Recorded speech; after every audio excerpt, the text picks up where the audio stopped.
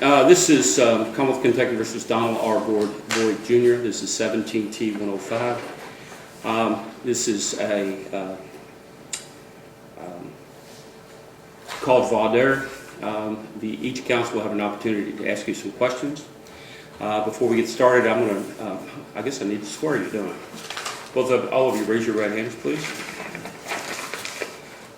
Do you solemnly swear or affirm that you will truthfully answer the questions that will be asked of you at this time?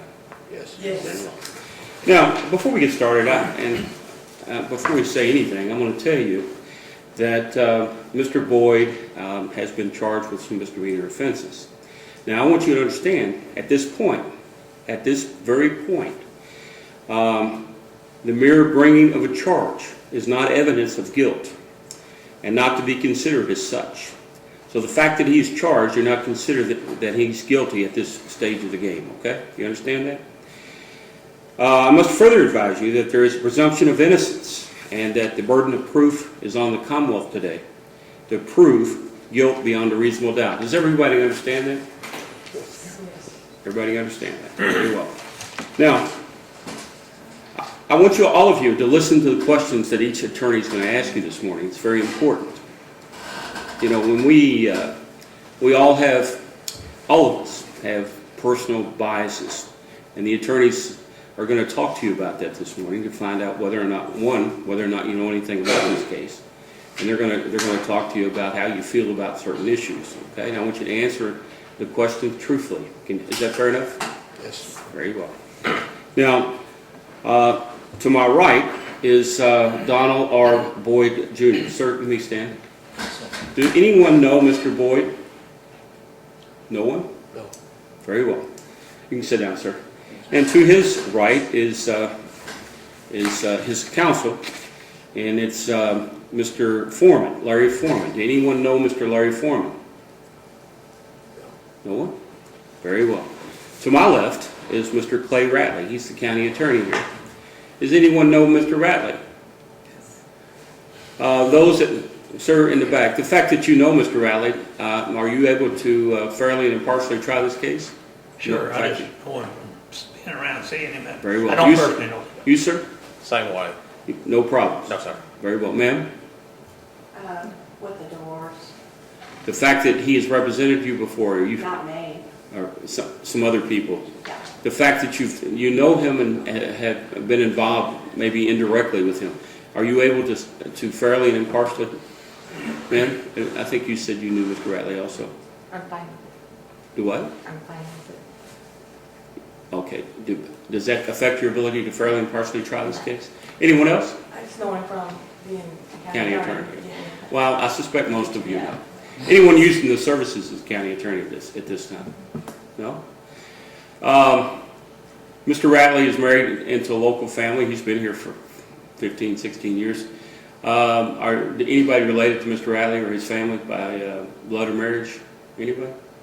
No? Fair enough. Your Honor, I believe there was a hand raised in the back on knowing Mr. Ratley. I'm not sure. Oh, ma'am? No. You know Mr. I just Ratley? know him as a county attorney as well. The fact that you know him as county attorney, does that affect your ability to fairly and impartially try this case? Very well. Very well.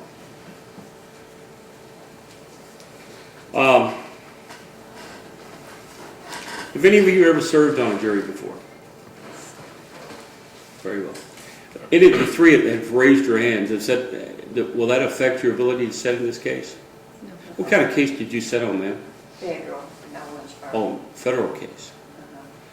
The fact that you sat on that case, will that affect your ability? What type of case was it? It's when they started their meth and this guy blowed up his trailer. Okay. What about you, ma'am? What kind of case did you sit on? I just set one the first time that we came in. And that was here in this Yes. court? Okay. That doesn't have any effect on what you do, may or may not do today? No. Sir? I just sat on one bull and it didn't last. Past first day they settled it that night. They settled it that night? It was nothing. It shouldn't have been in court to start with. Very well. Does anybody know anything about this case? Anyone?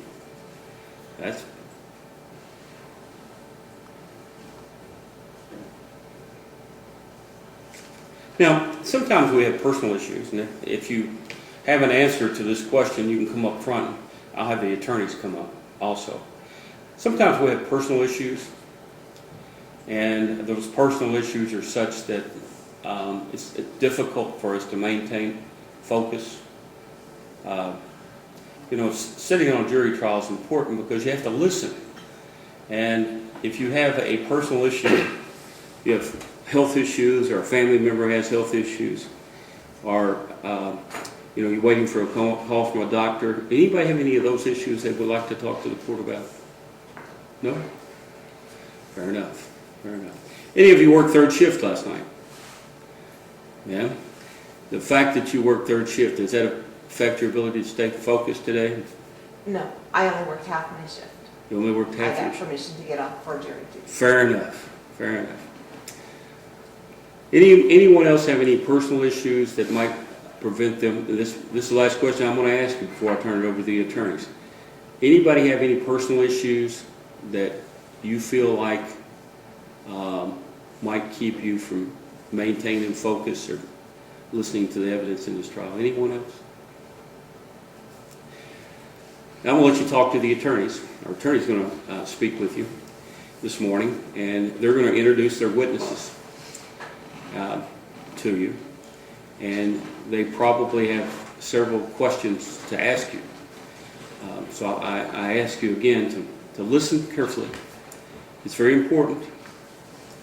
Mr. Ratley? Your Honor, before we begin, may we approach real quick? Sure.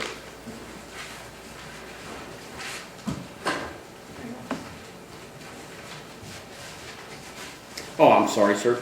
Wait, I'm about to get the cart before the game. I apologize, Your Honor.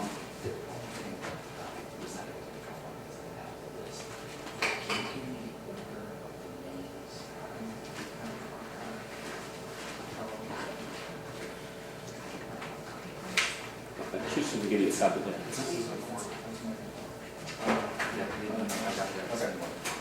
Sorry. Not a problem. I should It's okay. got that for you. Okay. Very well. Been here before.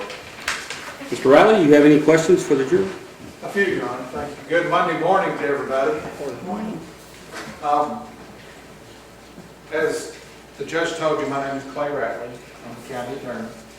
And the portion of this trial, and we've started the trial, okay, the portion of this trial is called the Boyd die. And just a fancy word for kind of weed out people to make sure that, because if you think, you need to think about this.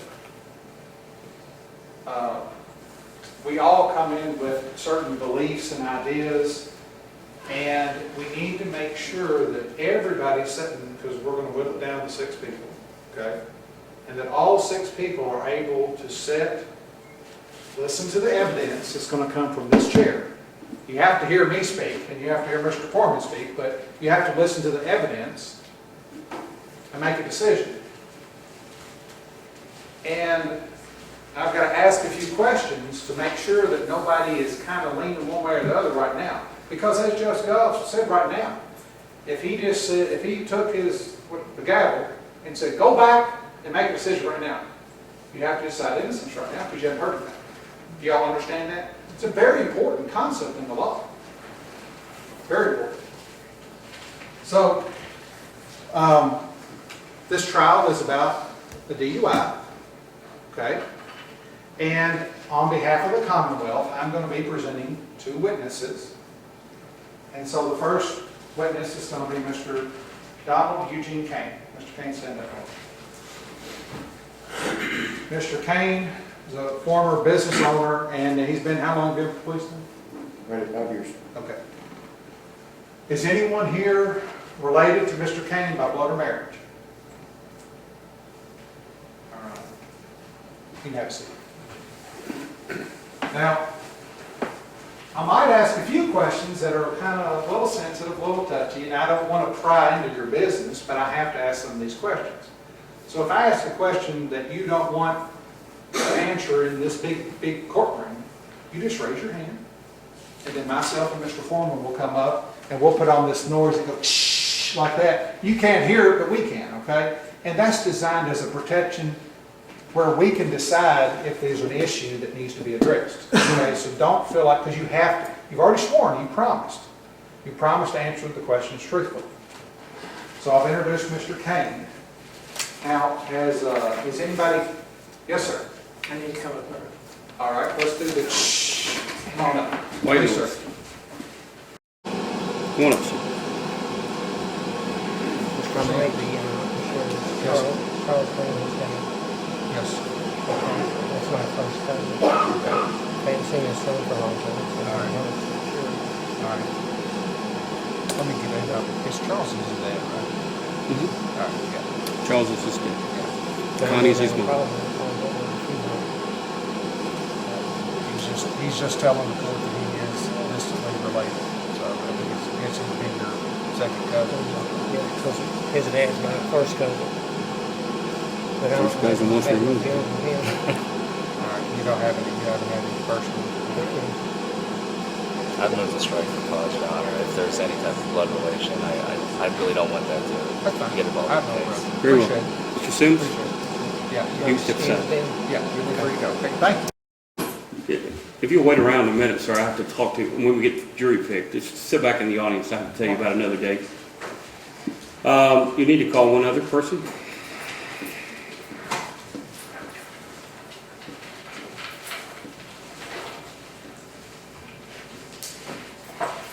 Travis Duncan.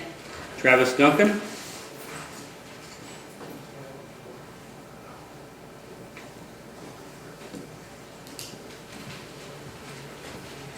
Mr. Duncan, raise your right hand, please. You solemnly swear or affirm that we truthfully answer the questions that will be asked of you at this time? Yes, sir. Very well. Sir, you heard the questions that I asked previously. Do you know the defendant, Mr. Donald Boyd Jr.? Do you know his attorney, Mr. Larry Forman? And do you know Mr. Ratley? This is county attorney. So the fact that you know him as county attorney will not affect your ability to fairly and impartially try this case. Also, sir, you have, and you can come up here, do you have any personal issues that might prevent you from sitting there today? If you want to answer those, you can come up front.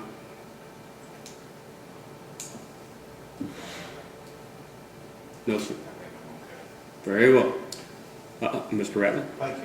Now, you see, that was pretty painless. We didn't flog him over the head or anything. He came up, had an issue, and now we resolved it, okay? That's why we have a pool of people to choose from. So, we talked about Mr. Kane.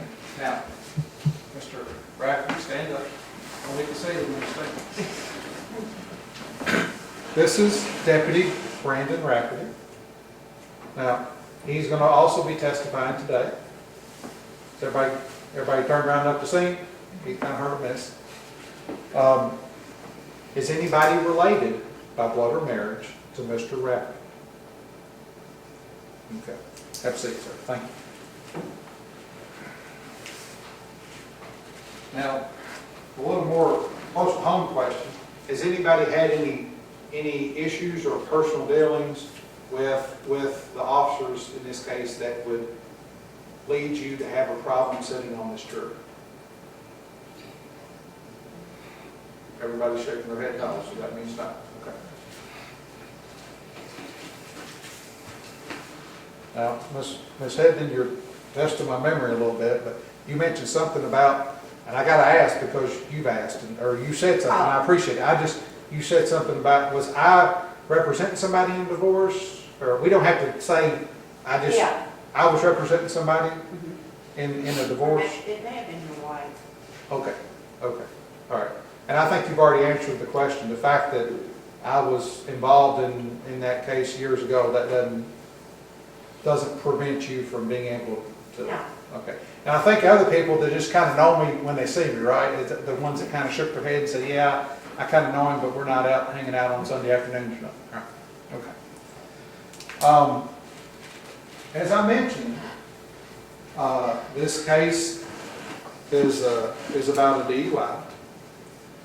And the only other question, well, I got two more questions. Now sit down and be quiet.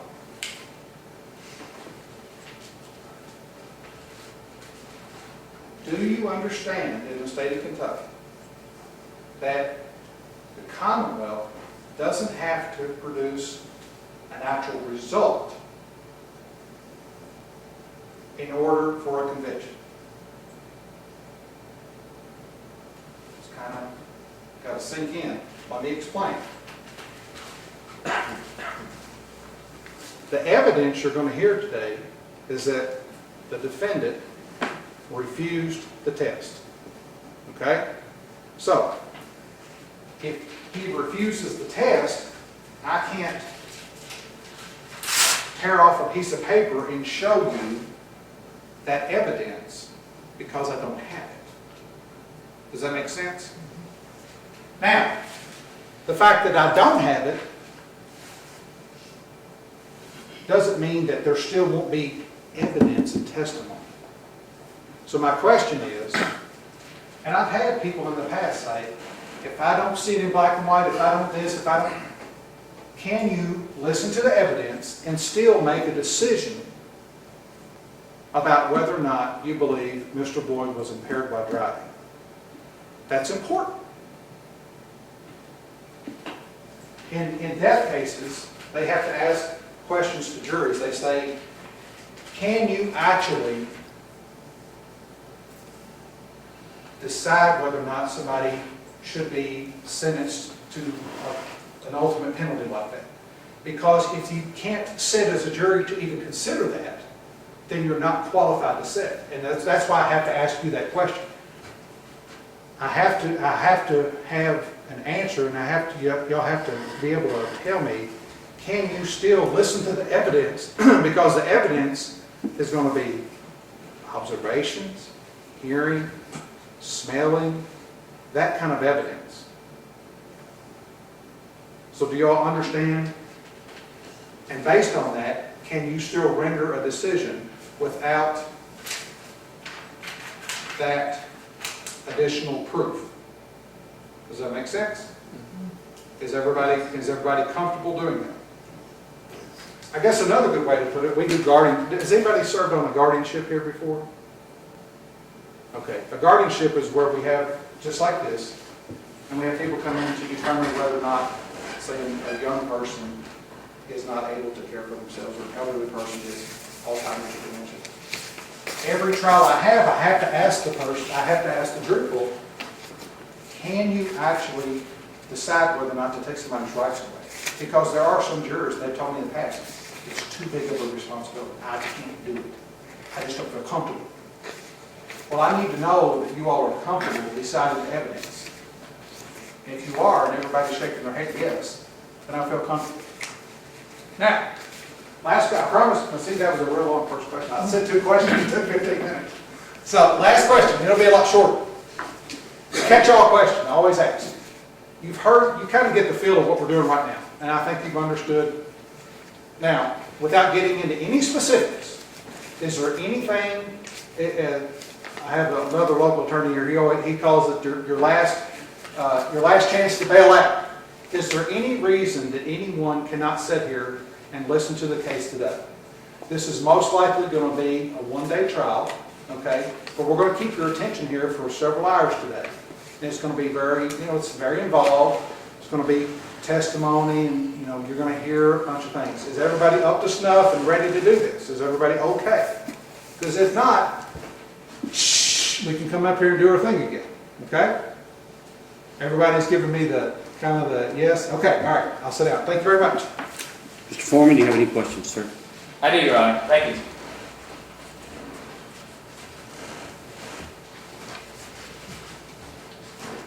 Good morning. Unlike Mr. Ratley, I presume nobody has ever seen him before. That's because I come from Louisville. That's where I primarily practice, and I actually travel all over. I've been as far as Pike to the east, and I've been as far as McCracken and even Mayfield, and I have another civil case I'm doing in Fulton. So I traverse the entire Commonwealth of Kentucky, and I naturally come here to Grayson County as well. So, having said that, I represent Mr. Donald R. Bloyd Jr., who was seated to my left. And I just have a very simple question for you, although I'm warning you ahead of time. It is a trick question, okay? Can anybody here tell me what is my job here today? To defend him. Anybody else? Make sure he's innocent. To make sure he's innocent. Anybody want to tell these two ladies why they're both wrong? You're here to listen to the evidence and decide upon the evidence. I'm here to listen to the Yeah, oh, evidence. you. Yes, my job. What is my job? You're to defend your client as much as you can. Anybody else? I told you it's a trick question. Yes. To find the truth. I like that answer. It's close, but it's not there yet. Anybody else? My job here today is to do absolutely nothing. I have no burden. As Mr. Ratley has already alluded to, I could literally sit there and play Monopoly with Mr. Bloyd for the witnesses will be given their testimony, and we could have video and audio playing, and we're just going to sit there and play Monopoly the entire time, not ask any questions, not bring on any witnesses, do absolutely nothing. And if by the end of the case, Mr. Ratley has not proven his case beyond a reasonable doubt, what is your verdict? So, my job is not to defend him, it is to find the truth, but really I have no job. Now, I'm telling you ahead of time, we will be doing something. I will be asking questions, and we will get to the truth. But I just want you all to understand and feel if you are uncomfortable with the fact that I really don't have to do anything. I know it seems like a strange concept because we've seen, Law and Order and Matlock, and everybody's been tainted by these shows, myself included. So we have this idea of what lawyers are. But I just want you all to understand and make sure, and please let me know, is anybody uncomfortable with that fact that I have no burden here today? The entire burden is on the Commonwealth. Is anybody extremely or even remotely uncomfortable with that notion? Okay. All right. As also Mr. Ratley has already alluded to, Mr. Bloyd refused the breathalyzer. There is no number. We don't have a number here. And I'm going to pick on somebody. Mr. Hack, if you don't mind. Tell me, sir, if you were to be on this jury and you were to hear that an individual, and in this case it's going to be Mr. Bloyd, has affirmatively refused the breathalyzer when he was offered by police to submit to an intoxilizer machine test to determine his blood alcohol content, the client says no. Do you believe that you could still find him not guilty, or is that an automatic trigger? He only refused because he's guilty. What are your thoughts, Mr. Hack? Well, it's not that he's guilty because he refused it. The fact is that you got to prove that he's guilty through a breathalyzer number or a blood test. I mean, that's his opinion. If he's guilty, he's got to prove that he's guilty. You're talking about Mr. Ratley. Mm-hmm. Mr. Harrison? Mr. Harrison, did you hear Mr. Hack's response? Yes. What are your thoughts on the refusal? For me, I don't find it being anything bad or wrong with it. If he refused it, he has a reason to, doesn't mean he's guilty right away from it. Ms. Higdon, Yes. what are your thoughts on the issue? Well, for me, I would do it. But, I mean, everybody has their own reasons for not doing it. So if you were seated on this jury, do you think you would be able to hear the evidence and make a determination, or is of guilt or innocence, or is the fact that Mr. Boyd refused the breathalyzer, in your mind, does that imply guilt? Well, I'm a nurse, and I go by facts. And if you don't, I don't know. I really don't know if I could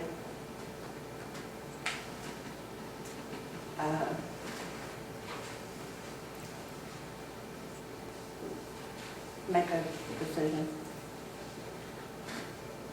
Your Honor, will we approach? Me too? No. Come on. Sorry, we're going to put you on the spot. No, you're fine, you're fine. We're going to put the noise on again. I don't care. You feel like you're uncomfortable with making a decision like this? Yes, I am. That's fine, Judge. I mean, that's why we ask the questions. Very well. I'm sorry. Ma'am, you don't have to. There's no need to It's apologize. okay. That's why we asked the question. That's the reason we do this part, okay? Okay. I mean, it's not that I don't want to do it. I just don't know It's not a problem. that I could be impartial. What we'll do, we'll let you sit in the audience and we'll call somebody else. Okay. Thank you, ma'am. Thank you. I'm sorry. Don't apologize. We need to call someone else.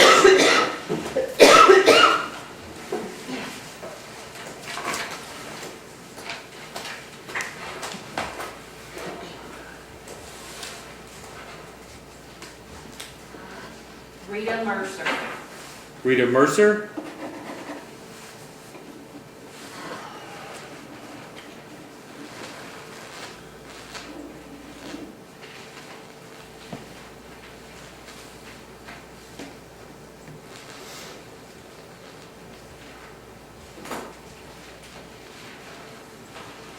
Ms. Mercer, if you'll raise your right hand, please. You solemnly swear, your right hand, over here. Right hand. You're there. You solemnly swear or affirm that you will answer the questions that will be asked of you at this time. Very well. Ma'am, before I turn it over to the attorneys, do you know Mr. Donald Boyd Jr.? You know him? Do you know either one of these attorneys? You don't know either one of them? Do you know either one of the law enforcement officers? Very well. You may ask. Thank you, Your Honor. Ms. Clack, is it? Yes. Same question.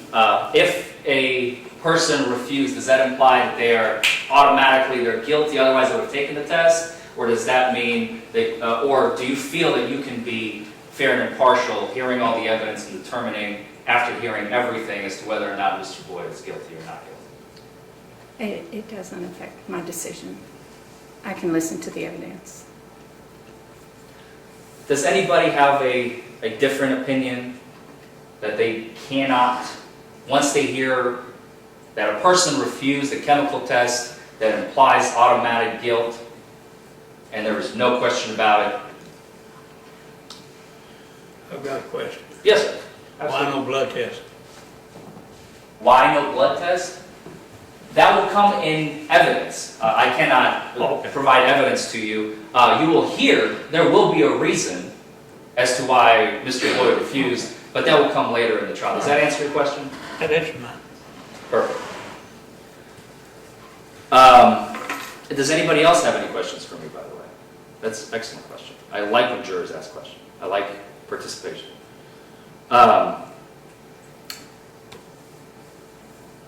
So we've touched upon the refusal. Now I want to talk about drinking and driving generally.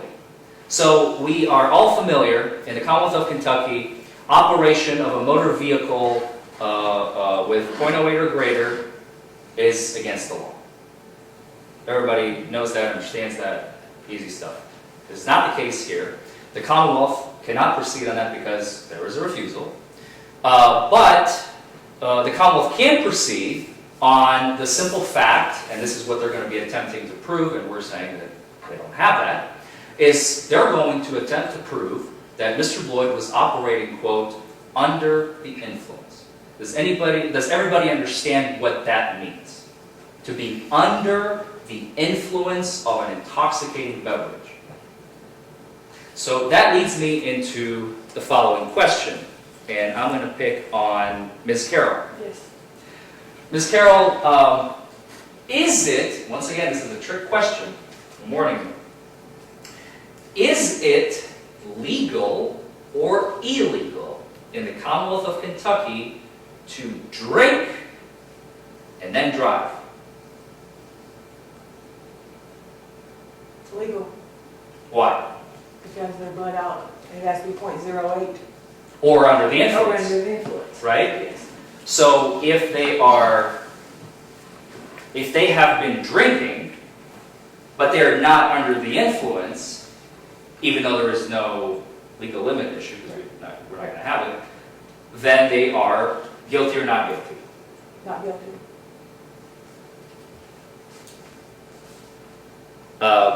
Mr. Hayes, Yes. same question.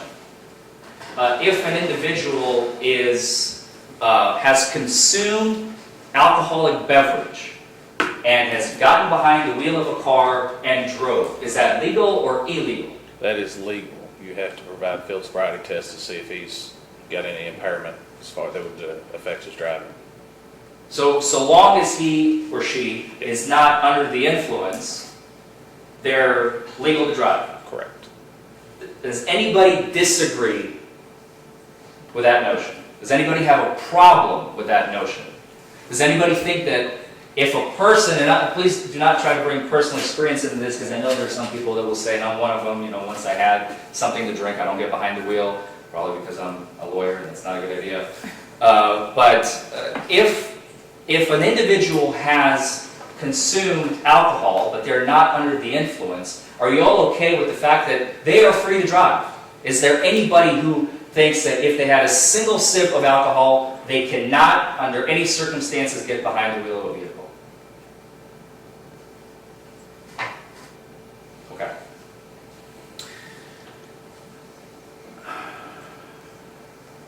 Ms. Jaggers, have I picked on you yet? All right, I'm going to pick on you. Okay. If, I'm going to pose a hypothetical scenario. Let's say that you're driving down the road, okay? And an officer stops you. And they say they have seen no evidence of any bad driving. You weren't weaving, you weren't speeding, you weren't making a wide right turn, you weren't all over the road, you weren't doing this and that. You're driving perfectly. And then, on top of that, they're going to suspect you of DUI. How's that going to make you feel? Well, if I wasn't guilty of it, I wouldn't do it. You wouldn't do what? Drive under that circumstances. If I've been drinking, I wouldn't drive under that. If you were not under my question is, if you were behind the wheel of a car, not under the influence, with good driving, but the officer nonetheless suspects you of a DUI, how does that make you feel? It would make me feel bad.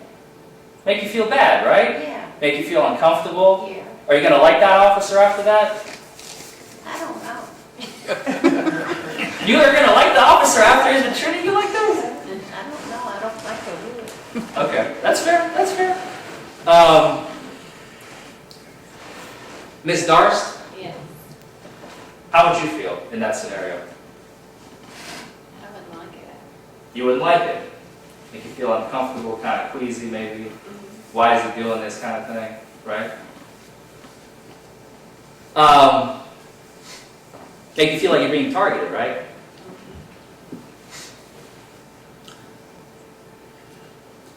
Does anybody, I'm shifting gears to my next question, I really only have a couple left. I don't know how long they're going to take, I'm not going to tell you they're going to be quick, because they may not be. But, well, let me start like this.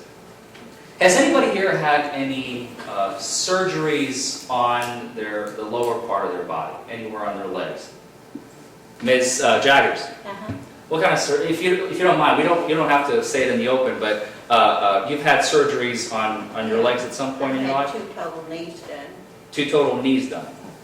And if you were, let's say in that same scenario where you got pulled over under suspicion of DUI, but you are certain you do not have anything to drink, you're good, you're fine, and the officer asked you to perform field sobriety tests, and you told him, sir, I have had knee surgeries done, and nonetheless he asked you to say, well, do them anyway.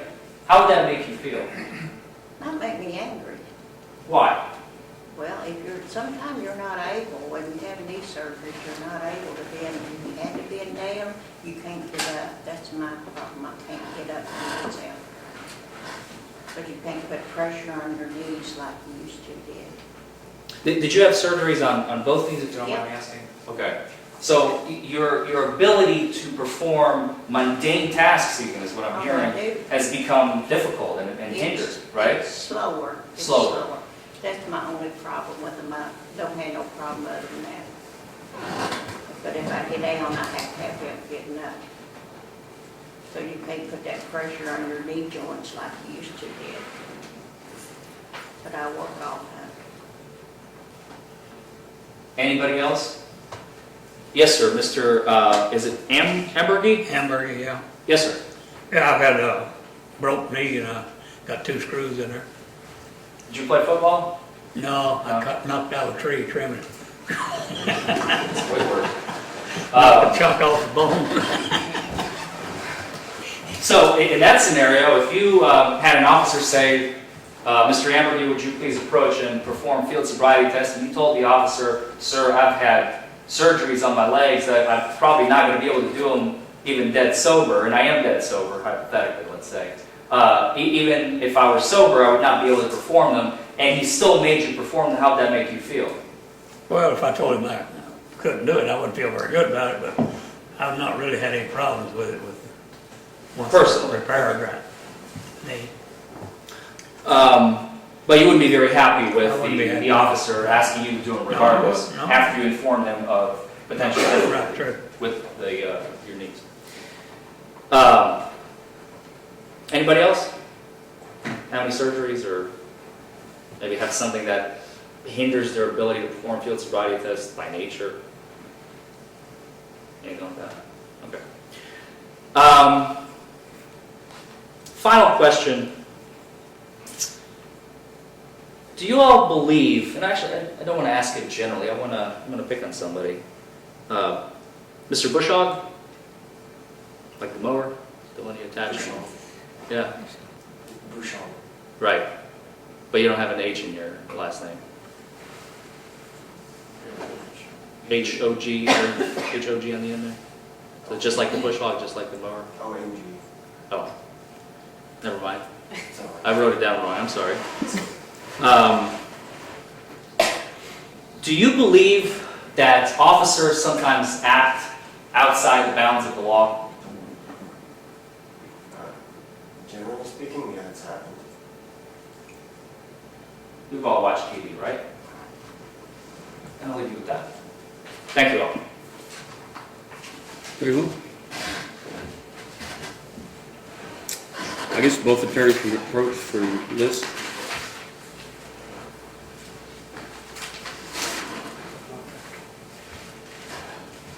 We have about 5 minutes, room.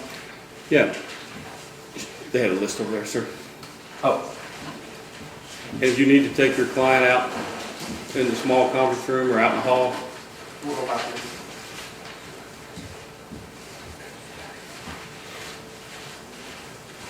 if you want to go back to the small conference room and take your client with you out there if you want to, Yes, sir. to go over your list.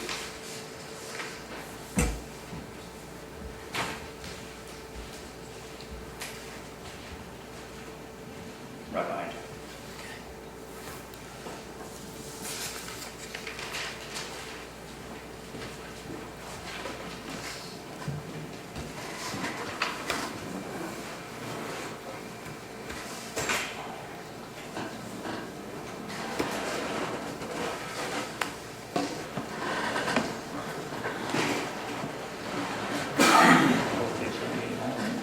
Still at class?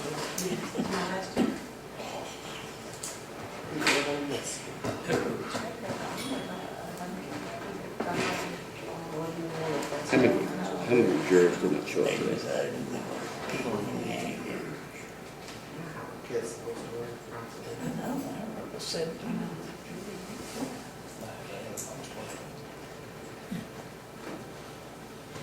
Turns on every day, huh?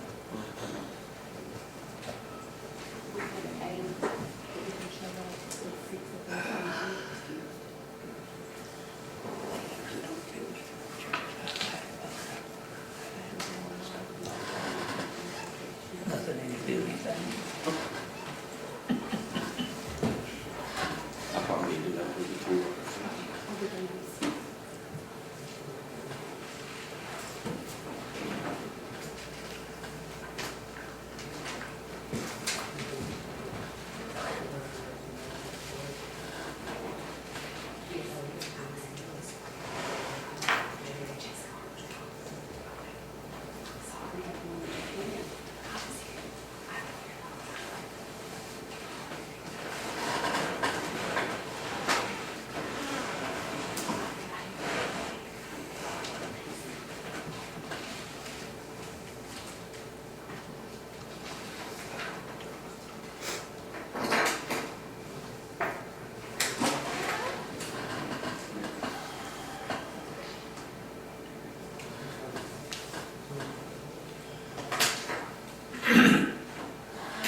We got another one.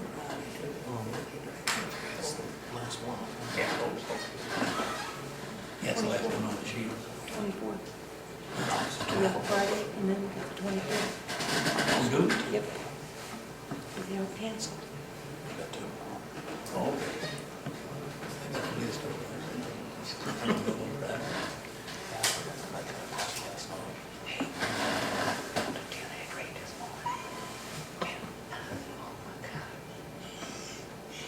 You can look these clothes up.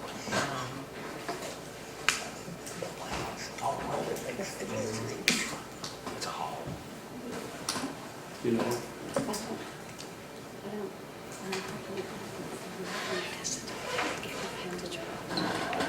Why does it depend on get to make the charge?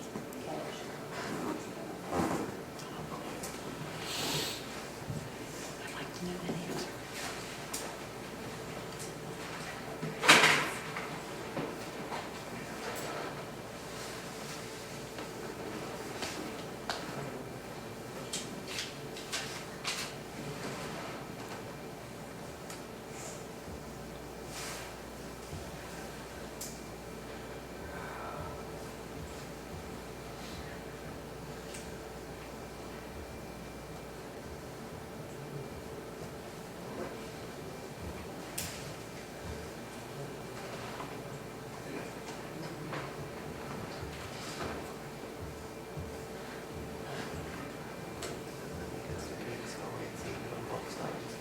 Because if one's not that, then matters, that's what's up there. I think the lawyer just wait for your check.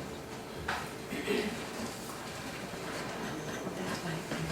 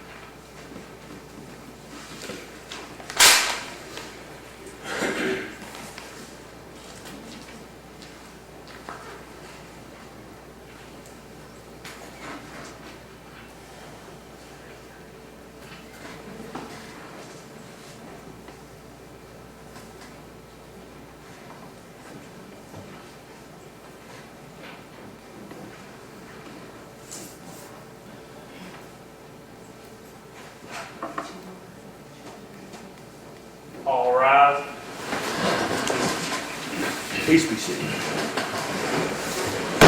Okay, we ready? How about Kevin?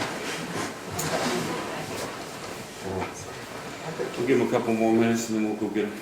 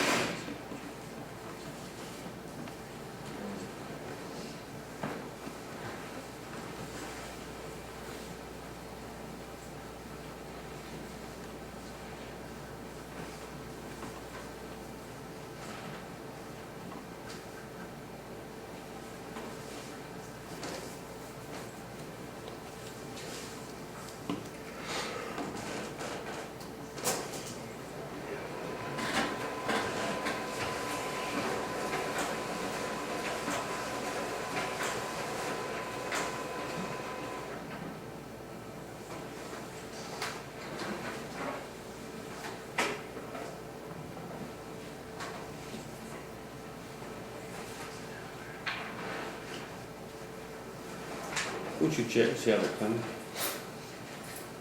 Are they about ready?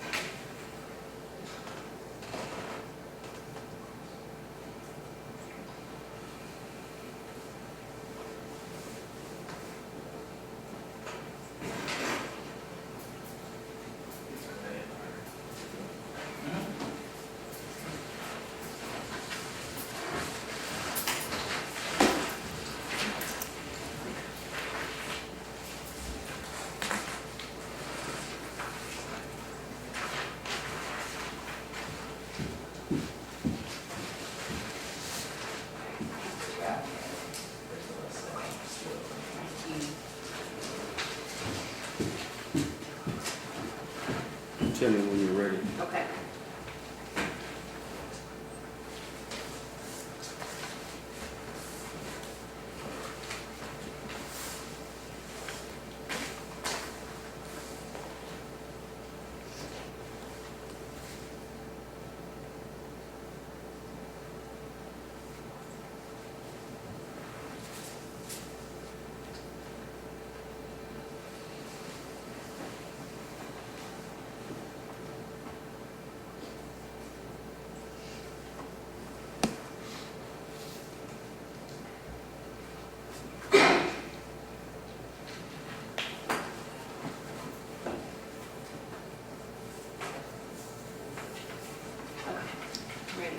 Very well. At this time, the clerk is going to call 6 names. When your name is called, if you'll please stand. Timothy Hayes. Benjamin Harrison.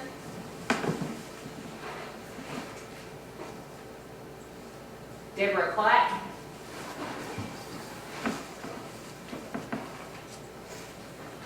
Megan Darst.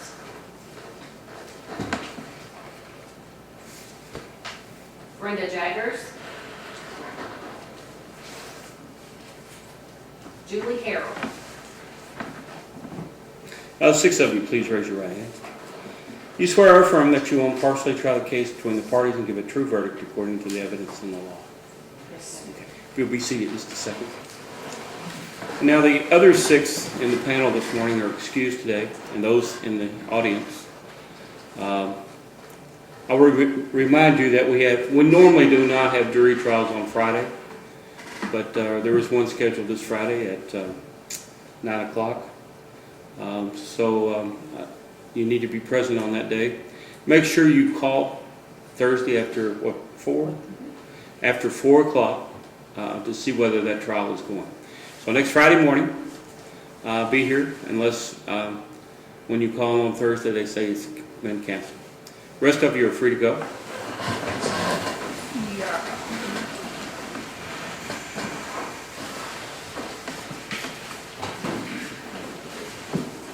Come around, sir. Yeah, just grab a seat right there. Come on up, sir. So you have a question? Yes. One of them gave me that date, you know, like, it's got certain dates on it. Well, we should have been at this. We need to get that straightened out. Can you? Can you go in the window? What I'm gonna do, we've been going a little over an hour. Sir, if you grab a seat, I'm gonna let the clerk take you back there, and we're gonna get straightened out this morning, okay?